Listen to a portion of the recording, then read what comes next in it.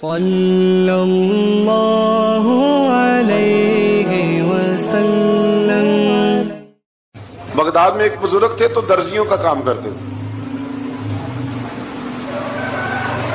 اللہ کے نبی حضرت ادریس علیہ السلام بھی درزیوں کا کام کرتے تھے۔ خوش ہوئے نا بات سن کے؟ پیشہ کوئی بھی برا نہیں، ایک برا ہے وہ ہے ہاتھ پھیلانا، اس کے علاوہ کوئی پیشہ برا یہ برا نہیں، یہ ہاتھ پھیلانا برا ہے۔ حضرت شیخ محمد بن حسن کہتے ہیں کہ وہ بزرگ جو تھے نا، امام غزالی نے لکھا ہے، وہ درزیوں کا کام کرتے تھے تو اس زمانے میں نا کھوٹا سکہ بھی کبھی کبھی آ جاتا تھا۔ کھوٹا سکہ پرانے لوگوں کو تو پتا ہوگا، چلو نوجوانوں کو بتا دیتا ہوں، چاندی کے سکے ہوتے تھے تو اوپر سے جب وہ گھس جاتا تھا نا نمبر، تو اس کو کہتے تھے اب کھوٹا ہو گیا۔ کیوں جی بزرگوں ایسے ہی ہے، وہ گھس جاتا تھا تو کہتے تھے سکہ، تو وہ چلتا نہیں تھا کہیں بھی۔ تو وہ بابا جی کی دکان مشہور ہو گئی تھی کہ وہاں کھوٹے سکے بھی چل جاتے، لوگ دے آتے تھے کھوٹے سکے، بہت سارے لوگ دے دیتے، بابا جی چپ کر کے قبول کر لیتے، مشہور ہو گیا، جو بھی جاتا کھوٹے سکے دے آتا، بابا جی قبول کر لیتے۔ پھر شام کو نا گھوڑے پہ بیٹھ کے جاتے اور دریا میں بہا۔ ایک دن کچھ بندے کھوٹے سکے لے کے آ گئے تو بابا جی ابھی مصلے پہ تھے، نماز پڑھ رہے تھے، تو بیٹے نے کپڑے دیے تو کھوٹے سکے وصول کیے۔ تو وہ کھوٹے سکے دینے والا شخص کھوٹے سکے دے رہا تھا تو وہ بچہ کہنے لگا تم نے بڑی عرصہ بیوقوف بنایا میرے ابا کو، کھوٹے سکے دے لے جاؤ۔ کہنے لگا تمہیں واقعی نہیں پتا چلتا کھوٹے ہیں؟ کہا ابا جی کا نہیں مجھے پتا، پر مجھے تو پتا ہے نا، اور میرا ابا شام کو کھول کے دیکھتا ہے تو پھر جو کھوٹے کھوٹے ہوتے ہیں انہیں دریا میں بہا کے آتا ہے، لے جاؤ اپنے۔ اتنی دیر میں بزرگ نماز سے فارغ ہوئے، کہنے لگے نہیں نہیں بیٹے رکھ لے، کھوٹے ہی رکھ لے۔ سننا بات، کہا جناب کیوں؟ فرمانے لگے میں کھوٹے اس لیے رکھ لیتا ہوں کہ لوگوں نے پیسوں میں ملا کے دوسروں کو بھی تو دینے ہیں نا، تو میں چاہتا ہوں چلو باقی لوگ نقصان سے بچ جائیں، ہمارا تو گزارا ہو ہی رہا ہے، باقی لوگ نقصان سے بچ جائیں۔ اور فرمایا پھر میں شام کو جا کے دریا میں ڈال کے آتا ہوں کہ کہیں میری اولاد بھی ان کو آگے نہ چلا دے، میں چاہتا ہوں کہ اور لوگ اس کام سے بچ جائیں۔ درویش کہتے ہیں کہ جب اس بابے کا آخری وقت آیا نا تو جو اس نے جملہ کہا میرا کلیجہ پھٹ گیا۔ آخری وقت جو اس نے دعا مانگی تو فرماتے ہیں میرے اندر وجد اور کیف کی صورت پیدا ہو گئی۔ فرماتے ہیں ان بزرگوں نے اپنے آخری وقت دعا مانگی، اے اللہ میں نے ساری زندگی کھوٹے سکے قبول کیے تاکہ تیرے بندے شر سے بچ جائیں، تو یا اللہ تو بھی اس کھوٹے سکے کو قبول فرما۔ اللہ میں نے کھوٹے سکے قبول کیے، کھوٹے، تاکہ تیرے بندے تکلیف سے بچ جائیں، تو مالک میں بھی کھوٹا ہی ہوں، اللہ تو بھی اس کھوٹے کو قبول فرما لے۔ اور یہ دعا مانگ کے نا تو کبھی روتے کبھی ہنستے۔ لوگوں نے کہا کیا ہوا؟ کہتے ہیں لگتا ہے رب نے کھوٹا سکہ قبول فرما لیا، لگتا ہے کہ اللہ نے کھوٹا سکہ قبول۔ لوگوں کو تکلیف سے بچائیں، ہمارا وجود یارو مطلب کیا ہو جائے گا؟ 2 منٹ کے لیے سمجھ لیں کیا ہو جائے، یعنی اگر آپ بڑے غصے سے باہر آئے اور پاپڑ بیچنے والے پہ آپ نے غصہ نکال لیا سارا، میں رات کی ڈیوٹی کر کے آیا ہوں تھکا ہوا ہوں اور تو پاپڑ بیچنے آ گیا، تم لوگ بڑے نالائق ہو بدتمیز ہو، آپ نے یہ سخت جملے کہہ دیے، چپ کر کے وہ آدمی معذرت کر کے گزر گیا، وہ تو سارا دن پریشان رہے گا نا کہ میری غریبی کا مذاق اڑا ہے۔ مطلب ہو کیا گیا، ہوا کیا اگر اس نے کوئی بات کر لی؟ اعلیٰ حضرت فاضل بریلوی کے خلیفہ لاہور میں سید ابو البرکات شاہ صاحب رحمت اللہ تعالی علیہ، تو رات کو ایک شخص تراویح کے بعد حضرت سویا کرتے تھے، بہت سارے لوگ تو سو ہی نہیں پاتے رمضان کی راتوں میں، سو ہی نہیں پاتے، میں خود نہیں سو پاتا۔ اب تراویح سے اگر آپ 10:30 فارغ ہوئے تو 2 بجے اگر آپ کو دوبارہ اٹھنا ہے تو بیچ میں آپ کو کیا ملے گا؟ اگر آپ نے کچھ پڑھنا پڑھانا ہے، صبح درس دینا ہے، تو پھر تو آپ کے لیے بڑا اور یہ خاصا مشکل کام ہے، یہ خاصا مشکل کام ہے۔ آپ یقین کریں چند تفسیریں دیکھتے ہیں تو ٹائم بہت زیادہ ہو جاتا ہے، وہ پھر آگے سننے والوں پہ بھی ڈیپینڈ کرتا ہے کہ ان کے مزاج مبارک کس طرح کے۔ سید صاحب رحمت اللہ علیہ نا عشاء کی نماز کے بعد تراویح پڑھ کے تو کچھ عبادت کی، کچھ مطالعہ کیا، صبح درس دینا تھا، تو تھوڑی دیر کے لیے بوڑھے آدمی تھے، تھک گئے تو سو گئے۔ ایک بندہ نہ کہیں گیا ہوا تھا تو واپس آیا تو اس نے دروازے پہ دستک دی، تو سید صاحب کے بیٹے تھے، بخاری شریف کی شرح لکھی، بڑے عالم تھے، سید محمود رضوی صاحب رحمت اللہ۔ رضوی صاحب کہتے میں نے دروازہ کھولا، میں نے کہا ہاں جی بولو، کہنے لگا جی میں نے سید صاحب سے ملنا ہے. مفتی اعظم پاکستان تھے وہ, لاہور میں حزب الاناف ادارہ تھا, سید ابو البرکات صاحب. میں نے حضرت صاحب سے ملنا ہے. تو کہا کوئی حکم ہو تو مجھے نہیں جی میں نے انہی سے ہی ملنا ہے. یہ بھی بڑا مسئلہ ہوتا ہے, میں نے انہی سے ہی ملنا ہے. چلو ٹھیک ہے جی انہی سے مل لو. تو کہتے ہیں اتنی دیر میں نا سید صاحب بھی اٹھ کے آ گئے. محمود کون آیا؟ تو اس نے کہا حضور میں آپ کا ایک عقیدت مند ہوں, تو میں کہیں گیا ہوا تھا تو ابھی واپس آیا ہوں, تو مسئلہ نا کئی دفعہ پوچھنا کرتا ہوں تو بھول جاتا ہوں, ذرا بات کی نزاکت کو دیکھنا, بھول جاتا ہوں. تو یاد آیا تھا تو میں نے کہا چلو ابھی پوچھ آتا ہوں, گزر رہا تھا یہاں سے. میں پوچھو. کہنے لگا جی پوچھنا یہ تھا کہ جس نے فرض جماعت کے ساتھ نہ پڑھے ہوں رمضان میں, تو کیا وتر جماعت سے پڑھ سکتا ہے؟ مسئلہ پوچھنا تھا. علامہ محمود رضوی صاحب کہتے ہیں مجھے بڑا ہی غصہ آیا. میں نے کہا کہ پتہ نہیں کوئی اس وقت مشکل آ گئی ہے جو رات کو آیا ہے. کسی وقت انسان رات کو طلاق دے بیٹھتا ہے, کوئی ایسی بات ہو جاتی ہے تو عالم کے دروازے پر, یہ تو عام سا مسئلہ ہے, سویرے بھی پوچھ لیتا. اتنی تکلیف دی اس نے, کتنی بڑی اذیت ہے. اور ایسے ہوتا ہے, ہم نہیں احساس کرتے کہ یار تھوڑا سا دیکھ لیں, ماحول کو دیکھ لیں, طبیعت کو دیکھ لیں. مجھے بڑی اچھی طرح یاد ہے کہ میں نے ایک دفعہ نا ایک عالم سے مسئلہ دریافت کیا, وہ ہمارے استاد تھے, تو مجھ پہ ناراض ہوئے. میں بڑا پریشان ہوا کہ پوچھی تو میں نے دین کی بات تھی, تو استاد ہی ناراض ہو گئے. استاد واپس آیا تو یہ کہنے لگے تمہیں پتہ ہے میں شوگر کا مریض ہوں. میں بڑی تکلیف میں تھا, اور میں نے نماز کے لیے میں جلدی کیوں اٹھ کے چلا گیا تھا, میں نے ایک روٹی کھانی تھی, مجھے کچھ ہو رہا تھا. تو اب میں اگر تجھے انکار کرتا, دین کی بات تھوڑا دیکھ لیا کرو, مزاج کو سمجھ لیا کرو, تم سمجھتے نہیں, احساس نہیں پیدا کرتے. وہ بڑی اس وقت چیز سمجھ میں آئی کہ کچھ چیزیں ایسی ہوتی ہیں ہر وقت انسان ایک موڈ میں نہیں ہوتا. آپ سمجھیں, بہرحال جو بات کرنا اس کو سمجھیے گا.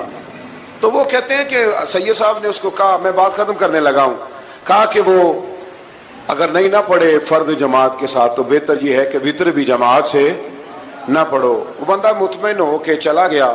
سید صاحب اپنے کمرے میں چلے گئے تو علامہ صاحب کہتے ہیں مجھے بڑا غصہ آیا. میں نے اس کو بلایا, میں نے کہا کہ کیا تیری جان کے مصیبت میں آئی ہوئی تھی, اسی وقت ہی مسئلہ پوچھنا تھا, اسی وقت ہی پوچھنا تھا, دن نہیں چڑھنا تھا, یا تجھے حضرت اسرائیل بتا گئے تھے کہ تیری آخری رات ہے؟ کہتے میں نے پورا غصہ نکالا اس پر. میں نے کہا تو بڑا ہی بیوقوف آدمی ہے, بوڑھے آدمی ہیں, اور بڑی مشکل سے نیند آتی ہے, آ ہی گئی تھی تو آ گیا ہے.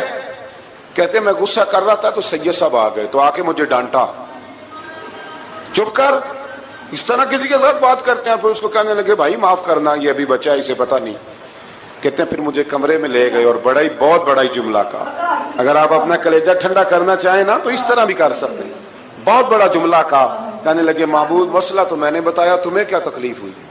اور پھر فرمانے لگے شکر کرو اللہ کا, اس دور میں بھی کوئی دین کی بات پوچھتا ہے. شکر کرو اللہ کا, اس دور میں بھی کوئی دین کی بات پوچھتا ہے. شکر کرو اللہ کا, کوئی دین کی بات پوچھتا ہے, ورنہ تو لوگ پوچھتے ہی نہیں.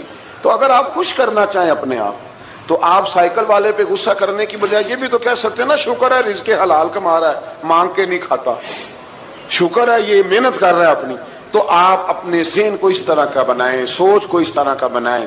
آج اس جمعے میں ہم نے ارادہ کرنا ہے کہ ہم نے آسانیاں دینے کی کوشش کرنی, ہم نے لوگوں کو تکلیف نہیں دینی, ہم نے کسی کو آزمائش میں مبتلا نہیں کرنا, ہم نے کوئی ایسا کام نہیں کرنا جس کی وجہ سے لوگ سمجھیں کہ یہ آدمی بوجھ بن گیا. کبھی بوجھ نہ بنے. یارو کتنا بدبخت ہے وہ آدمی جس کے مرنے کی لوگ دعا مانگے, اس کے مرنے کی. حضرت عبداللہ ابن مبارک کے پڑوس میں ایک یہودی رہتا تھا, یہودی تھا, یہودی. حضرت عبداللہ ابن مبارک مکان بیچنے لگے. حضرت عبداللہ ابن مبارک کا پڑوسی مکان بیچنے لگا, وہ یہودی. تو کہا تو کہا کتنے کا؟ 2000 دینار کا. 2000 دینار. تو انہوں نے کہا کہ اس گلی میں, اس محلے میں تو 1000 دینار کا مکان ہے, تو تیرا 2 کا کیوں ہے؟ کہنے لگے 1000 میرے مکان کا اور 1000 عبداللہ ابن مبارک کے پڑوسی ہونے کا, اس لیے کہ اتنا شاندار پڑوسی تمہیں کبھی نہیں ملے گا جس کی ہم نے کبھی آواز ہی نہیں سنی. 1000 روپیہ لوں گا ان کے پڑوس میں جگہ دینے کا, 1000. تو وہ شخص کہنے لگا یہ تو نے عجیب بات کر دی, حالانکہ تو یہودی ہے, یہ تو نے عجیب بات کر دی. تو کہنے لگا 3 دن میری گلی میں آ کے رہ, تو دعائیں مانگے گا کہ یا اللہ میں یہیں رہنا چاہتا ہوں. تو دعائیں مانگے گا کہ اتنا اچھا انسان, اتنا خیال رکھنے والا, اتنا خیال والا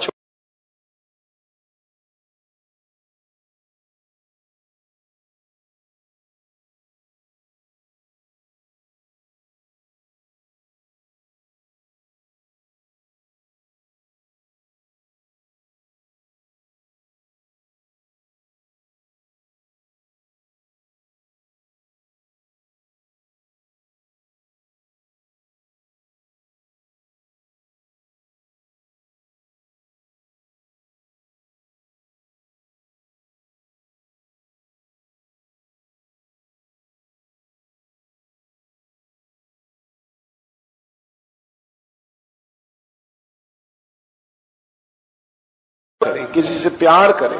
اور یارو چھوڑو مزدور بن جاتے ہیں. شیخ سعدی کہا کرتے تھے جب سے مخدوم بناؤں نا لوگوں سے خدمت کرانے لگاؤں مزہ ہی نہیں آیا. مزہ تو تب آیا ہے کبھی نانی کی خدمت، کبھی دادی کی خدمت، کبھی ابا کی خدمت، کبھی اس کی خدمت.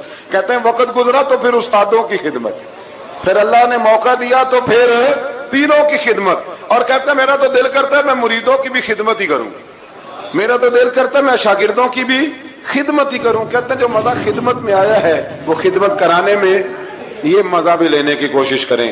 آج نا مخدوم بڑے ہی بن گئے ہیں، مخدوم بڑے ہی بن گئے. کس کس کی بندہ خدمت کرے؟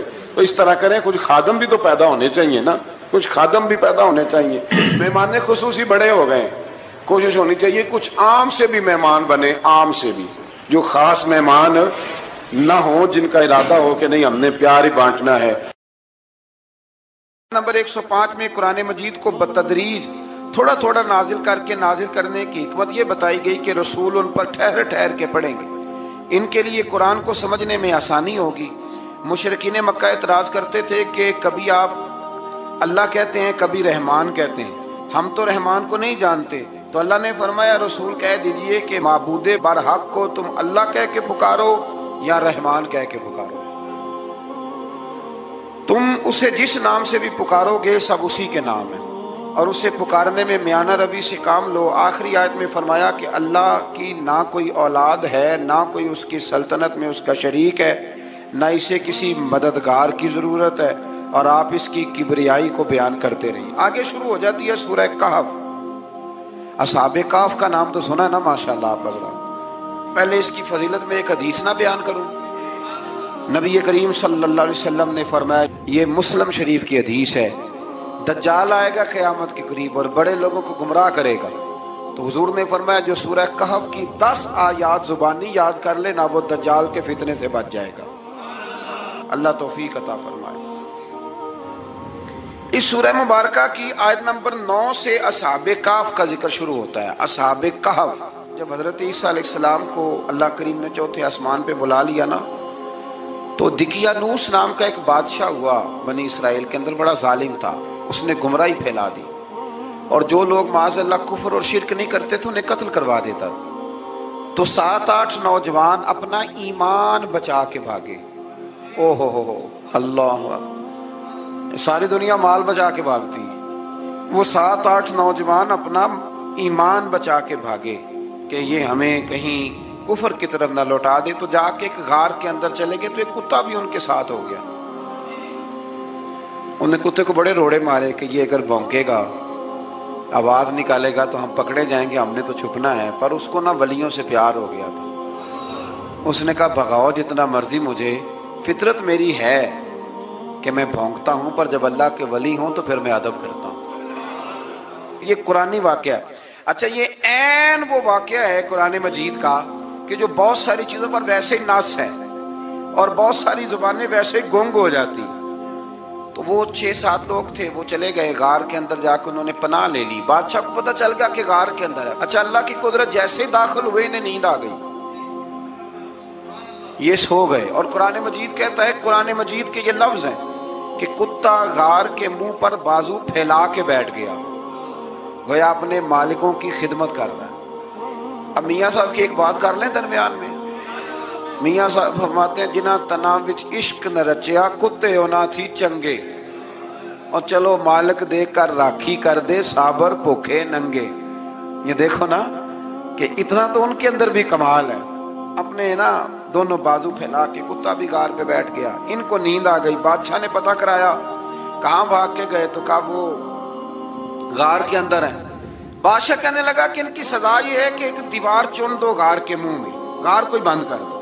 جس بندے کی ڈیوٹی لگائی نا غار چننے کی، بندہ بڑا نیک تھا، اس کو دیوار بنانے کا ذمہ دیا. اس نے نا دیوار بھی بنائی اور ایک تختی پہ نا سب کے نام لکھے، اور وہ تختی ایک صندوق میں رکھ کے وہاں بند کر دی. اور اسی طرح کی ایک تختی اس کے نیچے لکھا کہ ایک تختی ان کے ناموں کی نا میں مال خزانہ میں بھی بند کر رہا ہوں. اللہ تبارک و تعالیٰ کی قدرت کے بعد مفسرین نے لکھا ہے وہ 100 سال تک سوئے رہے، اور بعض نے لکھا ہے کہ 300 سال تک سوئے رہے.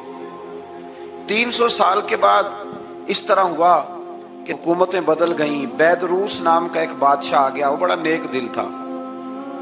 اس نے ہر طرف حضرت عیسیٰ علیہ السلام کی شریعت کا پھر سے نعرہ بلند کیا. اب نا کچھ لوگ ایسے تھے جو منکر ہو گئے تھے کہ مرنے کے بعد دوبارہ کیسے اٹھیں گے. بادشاہ ایک دن اجرے میں گیا, جا کے دعا مانگی, یا اللہ کوئی ایسی بات دکھا جس سے لوگوں کا ایمان پکا ہو جائے. اس طرح کے بادشاہ ہوا کرتے ہیں.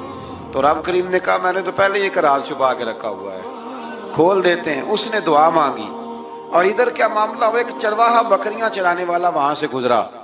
اس نے سوچا یہ دیوار ہے, اگر اس کا منہ کھول لوں نا کبھی تو میری بکریاں یہاں تھوڑا سا دھوپ کے اندر سستا لیا کریں گی. اس چرواہے نے کیا کیا کہ اس نے وہ دیوار گرائی تاکہ میری بکریاں اندر جایا کریں. وہ دیوار گرائی تو اس نے اندر 6-7 لوگ سوئے ہوئے دیکھے اور کتا بھی سویا ہوا دیکھا. اللہ تبارک و تعالیٰ اپنی قدرت سے, اپنے فضل سے ان کی کروٹیں بھی بدلتا رہا. اپنی قدرت سے ایک طرف انسان پڑا رہے نا تو اعضاء گل جاتے ہیں, ان کی کروٹیں بھی بدلی جاتی, مناسب روشنی بھی دی جاتی, حرارت بھی. اس نے دیوار گرائی تو ان کی آنکھ کھل گئی. ایک دوسرے سے کہنے لگے آج تو بڑی گہری نیند سوئے ہیں یار, آج تو لمبی نیند پوری کر لی. چلو بھوک بڑی لگی ہے, ایک دوست کو بھیجو. یہ سارا واقعہ قرآن مجید میں موجود ہے, میں اپنے لفظوں میں بیان کر رہا ہوں. جاؤ ایک دوست کو بھیجو بازار سے نا کھانا لے آئے. پیسے وہی 300 سال پرانی کرنسی. وہ جب نان بھائی کی دکان پہ گیا نا سامان لینے, اس کو پیسے دیے تو وہ نان بھائی نے ہاتھ پکڑ لیا, کہنے لگا میاں تو کدھر سے آیا, یہ کون سے پیسے؟ اس نے کہا پیسے کا ہے کہ میں بھی سوچ رہا ہوں کہ حالات بدلے ہیں, سارے حضرت عیسیٰ کا کلمہ پڑھ رہے ہیں, ماحول اور ہے. اس نے کہا تیرے ہاتھ کوئی خزانہ لگ گیا ہے. یہ تو ہم نام سنتے تھے کہ یہاں کوئی دقیانوس نام کا بادشاہ رہے, کوئی خزانہ, بتا کہاں سے لیے. شور ہوا, حاکم شہر تک خبر پہنچی, بادشاہ تک پہنچی. اس نے بتایا کہ بھئی ہم تو دقیانوس کے ڈر سے بھاگے ہیں, کل بھاگے ہیں یا آج سویرے, اتنا زیادہ ہمیں پتا نہیں, کل یا آج سویرے بس نا. اتنا سا ہمیں یاد ہے کہ ہم گئے تھے. بہرحال لوگ جمع ہو گئے, اکٹھے ہو گئے, غار تک پہنچے. اب جو غار کے اندر تھے وہ پتا کہتے لگتا ہے ہمارا دوست پکڑا گیا ہے. پکڑا گیا ہے تو اب بندے جمع ہو گئے. وہ اندر ڈر رہے تھے, تسبیح کر رہے تھے, اللہ کو یاد کر رہے تھے. ادھر یہ پہنچ گیا. جب ان لوگوں نے یہ جیتا جاگتا رب کے فضل کا نمونہ دیکھا اور بادشاہ نے کہا کہ یہ کیا ہے, صندوق کھولا تو اس کے اندر وہ تختی لکھی تھی کہ یہ ان کے نام ہے, یہ دقیانوس سے ڈر کے بھاگے ہوئے ہیں, یہاں یہ سو رہے ہیں, اور اسی کی ایک تختی میں نے فلان جگہ بھی دفن کیا. وہ تختی بھی وہاں سے نکل آئی. اب سب لوگوں کی آنکھوں میں آنسو آئے اور سب کہنے لگے لا الہ الا اللہ, لا الہ الا اللہ, لا الہ الا اللہ. سب کہنے لگے ان اللہ علی کل شیء قدیر. جب ان کی بات پوری ہو گئی, لوگوں کے ایمان پختہ ہو گئے, تو اصحاب کہف کہنے لگے کہ ہمیں اب اجازت ہے, ہم پھر دوبارہ غار میں جاتے ہیں. وہ غار میں گئے تو رب نے پھر انہیں موت عطا فرمائی, نیند عطا فرمائی, تحفہ دیا. بادشاہ نے پھر اس کے آگے دیوار بنائی اور وہاں بادشاہ نے ایک مسجد تعمیر کرا دی, لوگ زیارت کرنے جاتے. یہ اصحاب کہف کا ذکر ہے. اب یہاں ہمارے مفسرین نے لکھا ہے کہ وہ جو کتا تھا نا وہ بھی ساتھ ہی تھا. اللہ قیامت والے دن اسے انسانی, یا تو انسانی شکل ملے گی یا جیسے رب کا فضل ہوگا رب کریم اسے بھی جنت عطا فرمائے گا. اس نے تبلیغ کی, دین کی. اس نے کیا کیا, تبلیغ کی, نمازیں پڑھی, روزے رکھے, حج کیا, 10 ہوتے صحیح اس کیتا کی. اسی آخیے نا خدا کے فضل سے ہم پر ہے سایہ غوث اعظم کا, ہمیں دونوں جہاں میں ہے سہارا غوث اعظم کا. لوگ پریشان ہو جاتے ہیں, کہتے ہیں کس طرح کی بات کرتے ہو. تو میں نے کہا اصل میں تیرا عقیدہ کچا ہے. وہاں تو کتا چلا جائے ولی کے پاس تو رب اسے جنت دے دیتا ہے, تو جیگتا جاتا مومن جائے تو اللہ کیوں فضل نہیں فرماتا. اس سے آگے نا پھر آیت نمبر 32 ہے. اس میں اللہ تبارک و تعالیٰ نے 2 لوگوں کا واقعہ بیان کیا. فرمایا ایک شخص کے انگوروں کے باغات تھے اور چاروں طرف سے انہیں کھجوروں کے درختوں نے گھیر رکھا تھا, اور درمیان میں کھیتی بھی تھی, اور بیچ میں دریا بھی بہہ رہا تھا, اور ان باغات نے بہت عمدہ فصل دی. ایک دن یہ شخص اپنے ساتھی سے کہنے لگا میرا مال اور افرادی قوت تم سے زیادہ ہے, مجھے یقین ہے کہ یہ باغ کبھی برباد نہیں ہوگا. اول تو مجھے قیامت کا یقین ہی نہیں معاذ اللہ, لیکن اگر قیامت آئی تو مجھے وہاں سے بھی بہتر مال ملے گا۔ اس کے دوسرے ساتھی نے کہا تو اپنی اصل کو بھول گیا ہے اور تو نے اپنے خالق کی ناشکری کی جو کہ وحدہ لا شریک ہے۔ اگر تم نے باغ میں داخل ہوتے وقت ماشاءاللہ لا قوت الا باللہ کہہ دیا ہوتا تو یہ تمہارے حق میں بہتر ہوتا۔ اگرچہ مال اور اولاد میں تم سے کم ہوں، لیکن میرا ایمان یہ ہے کہ اللہ تعالیٰ مجھے اس سے بہتر نعمت عطا کرے گا، اور آسمان سے کوئی آفت آئی اور تمہارا باغ تباہ و برباد ہو جائے گا، یا اگر اس کا پانی زمین میں دھس گیا تو پھر تم اسے تلاش نہ کر پاؤ گے، بالآخر اس شخص کا باغ برباد ہو گیا۔ وہ جو کہتا تھا نا مجھے یقین نہیں قیامت نہیں آئے گی، اس کا باغ ہی، اور وہ کف افسوس ملتے ہوئے کہنے لگا کاش میں نے شرک نہ کیا ہوتا، لیکن پھر اس کا کوئی نہ مددگار تھا اور نہ حمایتی۔ آیت نمبر 45 میں اللہ تعالیٰ نے دنیا کی زندگی کی ناپائیداری کو ایک مثال سے بیان فرمایا کہ آسمان سے بارش نازل ہوئی، گھنا سبزہ نکلا، پھر وہ سوکھ کر چورا چورا ہو گیا، جسے ہوا اڑا کے لے گئی۔ مال اور بیٹے تو محض جیتی دنیا کا سنگار ہے، جب تک تم زندہ ہو تب تک مال بھی ہیں اور بیٹے بھی ہیں۔ والباقیات الصالحات، اگر کچھ ہے باقی رہے گی تو تمہارے اچھے اعمال باقی رہیں گے، اور اگر اولاد نیک ہوئی تو وہ بھی باقیات الصالحات میں شامل ہو جائے گی۔ آیت نمبر 47 سے فرمایا کہ قیامت کے دن تمام روئے زمین پر ایک کھلے میدان کی صورت میں ہوگا، سب لوگ صف باندھے رب کے حضور اکیلے حاضر ہوں گے اور اپنے اعمال ناموں کو دیکھ کر خوف زدہ ہوں گے، کہیں گے ہائے افسوس اس اعمال نامے کو کیا ہوا، اس نے نہ کوئی صغیرہ گناہ چھوڑا نہ کبیرہ، مگر سب کو شمار کیا۔ آیت نمبر 50 میں حضرت آدم علیہ السلام کو فرشتوں کے سجدہ، ابلیس کی نافرمانی اور شیطان اور اس کی ذریت کے انسان کے دشمن ہونے کا بیان ہے۔ آگے پھر ذکر شروع ہو جاتا ہے حضرت موسیٰ علیہ السلام اور حضرت خضر علیہ السلام کا۔ یہ لفظ خضر بھی ہے اور خضر بھی ہے، یہ دو تین طریقوں سے پڑھا جاتا ہے۔ حضرت خضر کے بارے میں مختلف روایات ہیں کہ یہ ولی ہیں کہ نبی ہیں، لیکن مضبوط رائے اکثر بزرگوں کی یہی ہے کہ یہ بھی اللہ کے نبی ہیں، اور بعض نے لکھا ہے یہ ہمیشہ سے زندہ ہیں۔ یہ دو اللہ کے نبی حضرت الیاس علیہ السلام اور حضرت خضر علیہ السلام، یہ دونوں ہر سال حج میں بھی جاتے ہیں، ہر سال حج میں بھی جاتے ہیں، کیونکہ ایک روایت ملتی ہے کہ محبوب کریم علیہ السلام حج پہ گئے تو فرمایا میں الیاس اور خضر کو پہاڑوں سے اترتے ہوئے دیکھ رہا ہوں۔ تو جن کو اللہ نے کھلی آنکھیں دی ہوتی ہیں پھر انہیں زیارت بھی ہوتی ہے، انہیں یہ نظر بھی آتے ہیں۔ حضرت خضر علیہ السلام کو اللہ نے علم لدنی عطا فرمایا۔ یہ علم لدنی اللہ جس کو اپنے پاس سے عطا کر دے اس کو علم لدنی کہتے ہیں۔ حضرت موسیٰ علیہ السلام ایک دن تقریر کرتے ہوئے کسی نے پوچھا کہ آپ سب سے بڑے عالم ہیں، فرمایا الحمدللہ۔ تو اللہ کریم نے فرمایا نہیں ہے موسیٰ کلیم آپ سے بڑے بڑے بھی ہیں، بڑے بڑے لوگ ہیں، ہمارے ہاں مسئلہ ہے پا نہ پڑی، اور لوگ مناظرہ کرنے آتے ہیں۔ کئی دفعہ لوگ نا مسئلہ بتاتے ہیں تو میں کہتا ہوں جناب آپ نے بتا دیا کہ اب آپ نے حکم کرنا ہے، اب آپ نے حکم کرنا ہے۔ کبھی کبھی کچھ لوگ ایسی باتیں کرتے ہیں وہ جی آپ ایک بندے کا نام لیتے ہیں ذکر کرتے ہیں، تو میں نے کہا چلو ہم نے بھی کہیں کچھ پڑھا ہی ہوگا نا تبھی تو ذکر کرتے ہیں، لیکن جو آتے ہیں نا لوگ وہ مشورہ تمہارے دور میں ہے ہی نہیں، جس نے جو لائن پڑھ لی ہے وہ اس پہ پکا ہو گیا، سارا نہیں نہ پڑھا، سارا پڑھے پھر بات سمجھ میں آتی ہے۔ حضرت موسیٰ کلیم اللہ کے نبی ہیں اور کیا بات ہے ان کی، اور یہ بھی اللہ کا فضل ہوا حضرت موسیٰ نے یہ بات کی تبھی تو ہمیں اتنی شاندار حکمتوں کے پھول ملے، یہ بھی حضرت موسیٰ کا ہی کمال ہے۔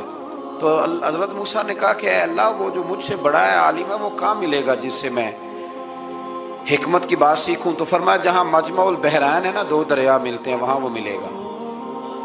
حضرت موسیٰ کلیم سے اللہ نے فرمایا کہ جاؤ جہاں دو دریا ملیں گے نا وہاں تمہیں وہ شخص ملے گا۔ تو یا اللہ میں کس طرح؟ فرمایا زادرہ ساتھ لے جاؤ، کھانے پینے کا سامان۔ حضرت موسیٰ کلیم لے گئے، مچھلی بھی لے گئے۔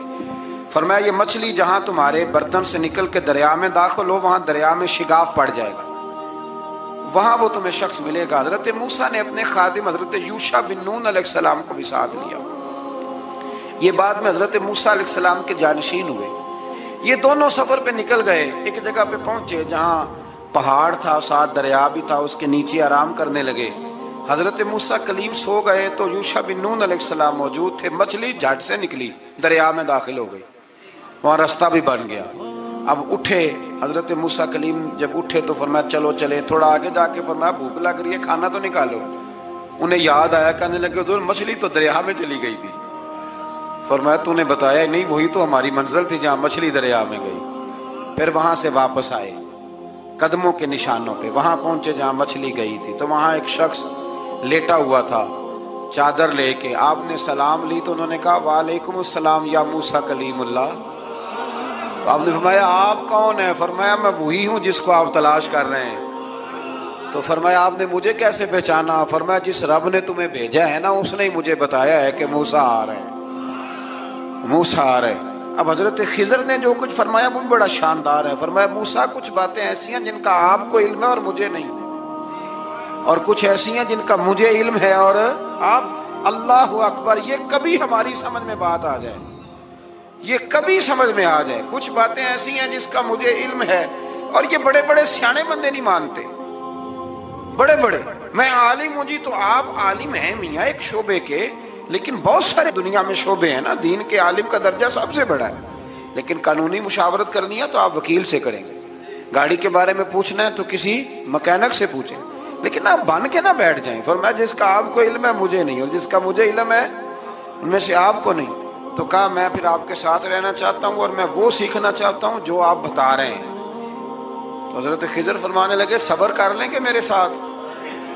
یہ سب سے مشکل کام ہے, یہ سب سے, یعنی ہر بات کی تو یہاں لوگوں کو وضاحت چاہیے. کھانسے بھی تو آپ کو بتانا پڑے گا کھانسے کیوں, ہنسے بھی تو آپ کو بتانا پڑے گا ہنسے کیوں. بے بزرگ ہیں, بزرگوں کی باتوں میں حکمتیں ہوتی ہیں, لیکن ہم حکمت کی طرف جانے کو تیار نہیں ہوتے. ہمیں تو فوری طور پہ جواب چاہیے, حل چاہیے. حضرت موسیٰ علیہ السلام جناب خضر کے ساتھ چلے. فرمایا صبر کروں گا, میں چلتا ہوں آپ کے ساتھ. دریا کے قریب گئے کشتی میں بیٹھنے کے لیے, تو کشتی والوں نے حضرت خضر کو پہچان لیا, بغیر کرائے کے سوار کرایا. اور جب پار اترنے لگے تو حضرت خضر نے کشتی کا ایک تختہ ہی توڑ دیا. حضرت موسیٰ کہنے لگے یہ آپ نے کیا کیا؟ انہوں نے نیکی کی, آپ نے تختہ توڑ دیا. فرمایا آپ کو کہا تھا نا آپ نے صبر نہیں کرنا, آپ کو کہا تھا نا. فرمایا چلو میں صبر کروں گا. تھوڑا آگے گئے تو ایک نوجوان لڑکا, ابھی چھوٹی عمر ہے, وہ ملا. حضرت سیدنا خضر علیہ السلام نے اسے قتل ہی کر دیا.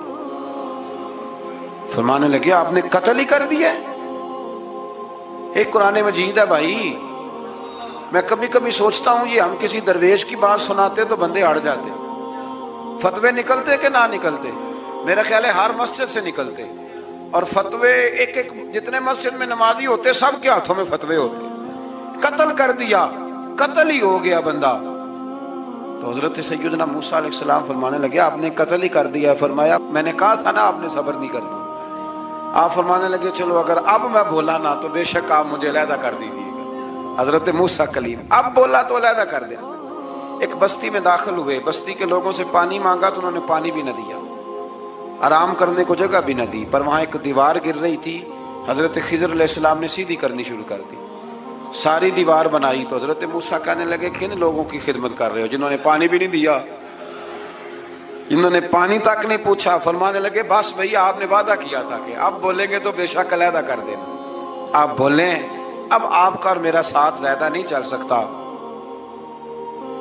آپ بولیں, جو بول پڑے نا غلامی کرے تو رستے لمبے چلتے ہیں, اور جو بولے نا جس کو وضاحتیں چاہیے ہو وہ غلام نہیں ہوتا, اس کے ساتھ پھر باتیں لمبی. ہاں تو آنکھ بند کر کے چل, ہاں آزم جاتے لائیے ہی نہ تجھے لائیے تھے, پھر آنکھ بند کر کے پیچھے چل کے بات ختم ہو گئی. حضرت خضر علیہ السلام نے جب کہا نا کہ اب آپ کا وعدہ ختم ہو گیا, فرمایا میں آپ کو جانے سے پہلے حکمت بتاتا ہوں. یہ وہ علم ہے جو اللہ نے مجھے اپنے پاس سے عطا فرمایا, یہ وہ ہے جو علم لدنی ہے. کہا جناب کیا مطلب؟ فرمایا وہ جو میں نے تختہ توڑا تھا نا, تو یہ مسکین بچے ہیں جن کی کشتی تھی, تو دریا کے اس پار بادشاہ کھڑا تھا, وہ جو صحیح صحیح کشتیاں ہوتی تھی قبضے کر لیتا تھا, اور جو تھوڑی سی ٹوٹی پھوٹی ہوتی تھی نا وہ چھوڑ دیا کرتا تھا. تو میں نے تھوڑی سی کشتی ان کی اس لیے توڑ دی ہے تاکہ دیکھے گا تو چھوڑ دے گا. اس لیے میں نے بھلا کیا ہے. اور فرمایا وہ جو بچہ میں نے قتل کیا نا وہ شروع سے ہی کفر کا دل دادا تھا. اس کے ماں باپ نیک تھے. اگر بڑا ہوتا جوان ہوتا تو ہو سکتا ہے ماں باپ کو بھی کفر میں مبتلا کر دیتا. اب اس کے بدلے اللہ انہیں صالح بیٹا عطا فرمائے گا. تو یہ بھی میں نے اللہ کے دیے ہوئے علم سے کیا. اور فرمایا یہ جو دیوار میں نے نبی ہو کے یا ولی ہو کے مزدوری کر کے دیوار بنائی ہے نا، اللہ اکبر. فرمایا یہ دیوار عام لوگوں کی نہیں، یہ یتیم بچوں کا خزانہ ہے دیوار کے نیچے. یہ گر جاتی تو خزانہ ظاہر ہو جاتا. اور بچائی اس لیے ہے کہ وکان ابوہما صالحا، ان بچوں کا باپ نیک آدمی تھا. ان کا باپ، قاضی ثناء اللہ صاحب پانی پتی فرماتے ہیں ڈائریکٹ باپ نہیں تھا، 7ویں نسل میں جا کے باپ بنتا تھا. سن لیں یہ بھی بات، ایک بندہ نیک ہو تو اس کی 7 نسلوں تک رب خزانوں کی بھی حفاظت فرماتا ہے. اب آپ اندازہ فرمائیں کہ بات کتنی دور تک جاتی ہے.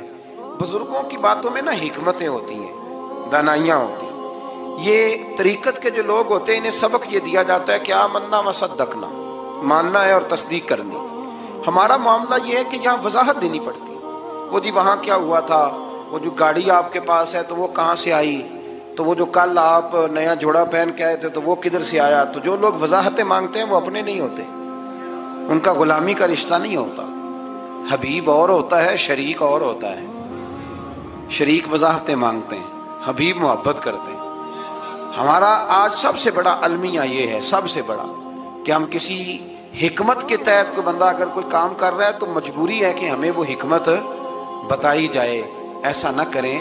یہ طریقہ حضرت غوث اعظم رضی اللہ تعالیٰ عنہ، حضور غوث پاک رضی اللہ تعالیٰ عنہ کو ایک شخص ملنے آ گیا. ملا علی قاری نے لکھا ہے، آپ کے ایک مرید نے کہا چل میرے پیر سے ملنے. کہنے لگا میں نہیں جاتا ملنے کسی پیر شیر سے. کہا نہیں آؤ تو صحیح. وہ آیا نا تو اس نے دیکھا کہ 50 گھوڑے عربی نسل کے کھڑے ہیں غوث پاک کے دروازے میں، موٹے تازے چوڑے عربی نسل کے گھوڑے. اس کے دل میں خیال آیا، کہنے لگا یار سواری کے لیے اگر رکھے ہیں تو ایک بھی کافی تھا، 50 کی کیا ضرورت تھی. اللہ اکبر. اب واقعی 50 کھڑے تھے، مرید کے پاس جواب ہی کوئی نہیں تھا. کہنے لگا یار پتہ مجھے بھی کوئی نہیں، لیکن حضرت صاحب نے رکھے ہیں تو حکمت ضرور کوئی ہوگی، حکمت ضرور کوئی، اس کی کوئی حکمت ہوگی. اللہ اکبر. وہ چلے گئے واپس. وہ روز تنقید کرتا، کیسا تیرا پیر ہے 50 گھوڑے رکھے ہوئے، کیسے تیرا پیر ہے 50 گھوڑے رکھے ہوئے. کچھ دن گزرے تو ملا علی قاری کہتے ہیں وہ اعتراض کرنے والے کے پیٹ میں کوئی تکلیف ہوئی، بغداد کے سب سے بڑے طبیب کے پاس گیا. اس نے کہا تیرا تو جگر تباہ ہو گیا ہے، عربی نسل کا ایک گھوڑا چاہیے، اس کو ذبح کریں گے، اس کا جگر نکالیں گے، اس کی دوائی بنا کے تجھے کھلائیں گے اور 50 گھوڑے ہوں گے تو تو بچے گا. اب پریشان ہو گیا، کہنے لگا گھوڑے ہیں تو صحیح، پر جو میں حال کر رہا ہوں گا گھوڑے تو نہیں ملیں گے، میرا تو جوتوں والا کام ہے، وہ شاید مل جائیں. لیکن جب انسان مرنے لگتا ہے تو پھر اس کو ڈوبتے کو تنکے کا سہارا. اپنے دوست کے پاس گیا، کہنے لگا چل تیرے پیر کے پاس چلے. اس نے کہا تجھے نہیں لے کے جانا، تو تنقید کرتا ہے. کہتا ہے ایک دفعہ چاہیے کیا؟ کہا گھوڑے. کہنے لگا تیرے لیے رکھے ہیں کوئی، جا دوڑ جا، میرے حضرت صاحب کی ضرورت کیا ہے. لیکن جب غوث اعظم کی خانقاہ میں داخل ہوئے نا تو حضور غوث اعظم اٹھ کے ملے. اللہ والے دلوں میں باتیں نہیں رکھتے. ماتھا چوما اور فرمانے لگے میاں تو ایک دن نا میری گلی سے گزر رہا تھا تو میری تیرے اوپر نظر پڑی، جو مجھے نظر آیا تو بیمار ہوگا اور تیرا علاج عربی نسل کے 50 گھوڑوں کی وجہ سے ہوگا، تو میں نے تیرے لیے لا کے کھڑے کیے ہوئے ہیں، تیرے لیے ہی کھڑے کیے ہیں. تو نا گھر بھی لے جانے کی ضرورت نہیں، چارہ بھی میرے مرید ہی ڈال دیا کریں گے. تو اس طرح کرنا، روز آنا ایک گھوڑا لے جانا، پھر اگلے دن آنا تو دوسرا. وہ خدا کے بندے تیرے لیے رکھے تھے، تو تنقید کر رہا ہے. اللہ کے بندے پردہ پوش ہوتے ہیں. ہاں شرط یہ ہے کہ وہ بندہ صالح ہو، دیندار ہو، وہ والا پیر نہ ہو جو نماز بھی نہ پڑھے اور گھوڑے 15 رکھے ہوئے ہوں اس نے، وہ والا معاملہ نہ ہو. تو میرے عزیز یہ یاد رکھیں کہ اللہ تبارک و تعالیٰ کا بندہ جب آپ کا روحانی علاج کرتا ہے نا، روحانی علاج سے مطلب جادو ٹونے کا علاج نہیں، روحانی علاج وہ ہوتا ہے کہ میرے گناہوں کا علاج ہوتا ہے، حسد بغض کینہ عداوت یہ نکل جائے. تو وہ کچھ ایسے نسخے بتاتا ہے جو سمجھ میں مرید کی نہیں آتے لیکن وہ ضروری ہوتے ہیں. انہی نسخوں کو استعمال کرنے سے انسان کا فائدہ ہوتا ہے. جی کرنے والے لوگ ہمیشہ کامیاب رہتے ہیں، وہ ماں باپ کے آگے کریں، استاد کے آگے کریں، شیخ کے آگے کریں، اور جن کو وضاحتوں کی ضرورت ہوتی ہے، ہاں ایک شرعی بات ضرور ہے، وہ ضرور سن لیں۔ اگر آپ کو کہیں کچھ شرعی قباحت نظر آئے جو قرآن و سنت سے ٹکراتی ہو تو وہ آپ پر فرض ہے آپ اپنے مرشد سے پوچھیں۔ کتنی بڑی بات کر رہا ہوں، یعنی جو چیز قرآن و سنت سے ٹکرا رہی ہو اس کی وضاحت طلب کرنا ضروری ہوتا ہے، اور جو دین سے نہ ٹکرائے اس پر آپ وضاحتیں پوچھتے ہیں تو پھر اس کا مطلب ہے کہ آپ علاج کرانے میں سنجیدہ نہیں ہیں۔ اللہ تعالیٰ قرآن مجید کو سمجھنے کی توفیق